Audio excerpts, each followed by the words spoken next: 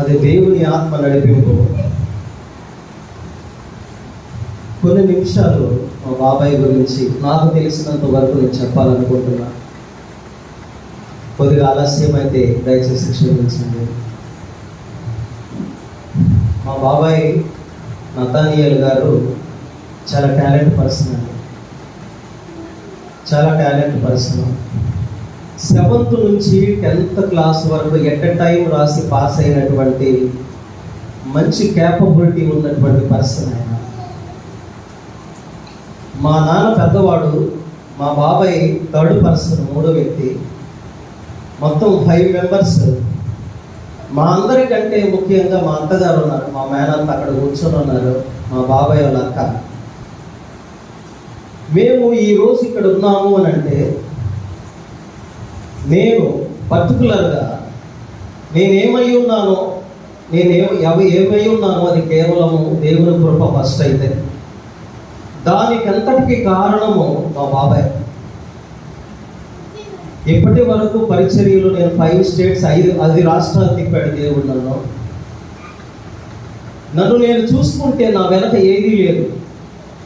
నా శక్తి కాదు, నా బలం కాదు, నా జ్ఞానం కాదు.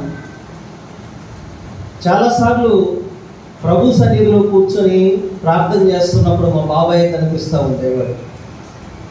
ఎందుకునంటే ఆయన చేసిన ప్రార్థన మేమందరం రక్షించబడాలని దీవారాత్రులు ఆయన కన్నీరు పెట్టి ఉపవాసం ఉండి మోకాలు ప్రార్థన చేశాడు.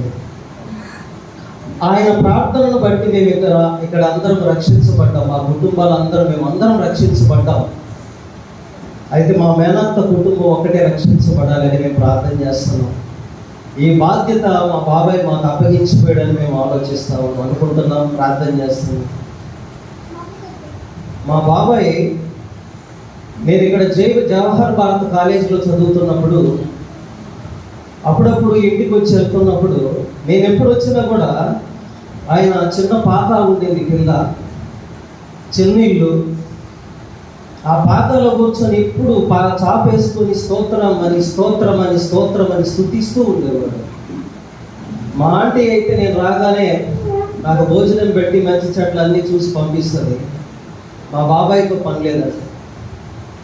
ఈరోజు మా బాబాయ్ లేని లోటు తీరుస్తున్నారు మా ఆంటీ.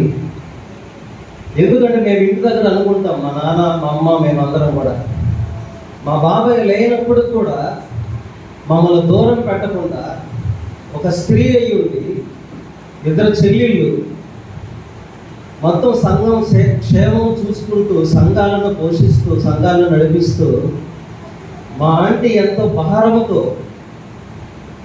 మా గురించి అంత శ్రద్ధ తీసుకొని మమ్మల్ని అంత మంచిగా చూస్తున్నారంటే కేవలము మా ఆంటీకి కూడా మేము రుణపడున్నాం, కృతజ్ఞత. అయితే నేను చెప్పాల్సినది ఏంటి అని అంటే మెయిన్ ప్రాముఖ్యంగా నిన్న దినమందు మా చిన్న చెల్లి ఎంగేజ్మెంట్ జరిగింది. దేవుని కృప, అందరూ వచ్చారు, జయప్రదంగా జరిగించారు. కానీ మా బాబాయ్ డేవిడ్ బాబాయ్ చెప్పారు నిన్న సాక్ష్యం, ఎన్ని చేసినా, ఎంతమంది వచ్చినా, ఎన్ని పెట్టినా కానీ మా బాబాయ్ లేని లోటు మాత్రం అక్కడ కనిపిస్తూనే ఉంది. మాకు బాధ. మా మామయ్య గారు ఇప్పుడు వాక్యం చెప్తుంటే నిజంగానే ఆ ప్రయాస మంచి సైనికులు వలె జట్టి అయిన వాడు పోరాడినప్పుడు ఎలాగైతే పోరాడాడు అలాగే పోరాడాడు మా బాబాయ్. మా గురించి మేము చెప్పుకోవడం గొప్పతనం, ఇది గొప్ప కోసం కాదండి. ఆయన నిజంగా ఎంత సైనికుడుగా ఒక మాట, ఒక నిర్ణయం తీసుకున్నాడంటే దానికి కట్టుబడి ఉంటాడు ఆయన. అవునంటే అవును, కాదంటే కాదు, నో కాంప్రమైజ్. కరోనా టైంలో కూడా ఆయన ప్రాణాలు విడవలసి వచ్చింది అని అంటే విశ్వాసులు ఏమైపోతారో, సంఘస్థులు ఎలాగున్నారో అని చెప్పేసి ఆయనకి నిద్ర పట్టని పరిస్థితి. ఏదేమైనా కానీ ప్రభు దగ్గర ఆయన ఉన్నారు. మా విశ్వాస నిరీక్షణ. యెషయా గ్రంథం నేను ప్రార్థన చేశాను. ఆ టైంలో నాకు కూడా కరోనా వచ్చి క్వారంటైన్లో ఉన్నాను కందుకూరులో. పేట్రాయి గారి సాక్ష్యం. అయితే క్వారంటైన్లో ఉన్నాను, నాకు కరోనా వచ్చింది. నేను యంగ్గా ఉన్నాను కాబట్టి ఏం చేయలేకపోయింది. ఆయన ఎక్కువగా బలహీనుడు కాబట్టి, ఎక్కువ ఉపవాసాలు ఉంటే కష్టపడ్డాడు కాబట్టి. ఏదేమైనా కానీ ఆయన వెళ్ళిపోవడం అనేది చాలా బాధాకరం.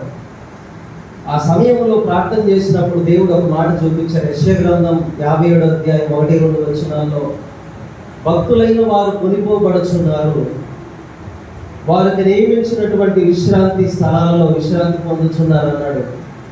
దానిని బట్టి ఎంతో బలం తెచ్చుకొని మేము ముందుకు ప్రయాణం కొనసాగిస్తున్నాం.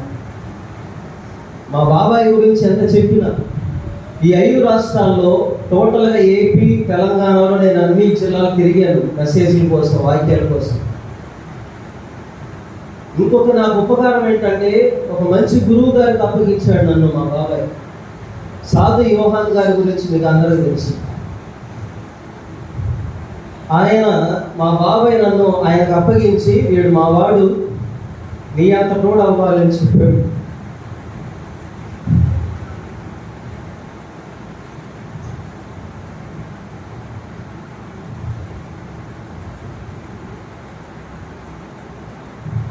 చాలా గొప్పవాడండి.